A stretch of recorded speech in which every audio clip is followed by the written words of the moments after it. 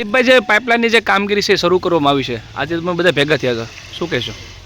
અમે ધાતરવડી એક ડેમમાં જે પાઇપલાઇન નખાય છે એમના સદંતર વિરોધ કરીએ છીએ અને આજે અમે આ વાડીએ બધા ખેડૂતોને, બધા ગામના આગેવાનોને 5-5ને બોલાવેલા અને પોલીસવાળાએ અમારી ઉપર જોર હુકમ, અમારા સંવિધાનનો ભંગ થાય એવું કાર્યવાહી કરેલ એનો અમે સખત શબ્દોમાં નિંદા કરીએ છીએ અને અમારા હક અને અધિકારની લડાઈમાં આવતીકાલે 13 ગામમાંથી સ્વયંભૂ બધા માણસો નીકળી અને રોડ ઉપર આવશે અને જે કાંઈ થાય એની જવાબદારી તંત્રની રહે.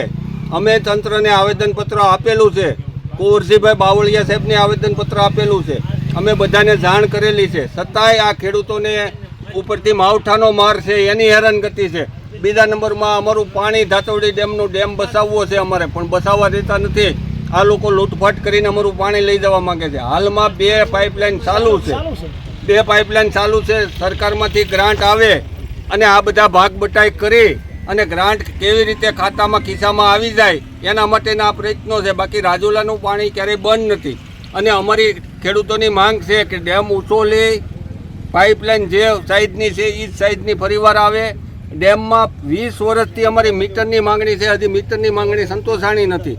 ઉપરથી ખેડૂતોને દબાવવામાં આવે છે અને બહાર નીકળે તો 2 બાજુ પોલીસને મૂકી અને પાછા વાળવામાં આવે છે. આતંકવાદી જેવો અમારી અરે વ્યવહાર કરવામાં આવે છે.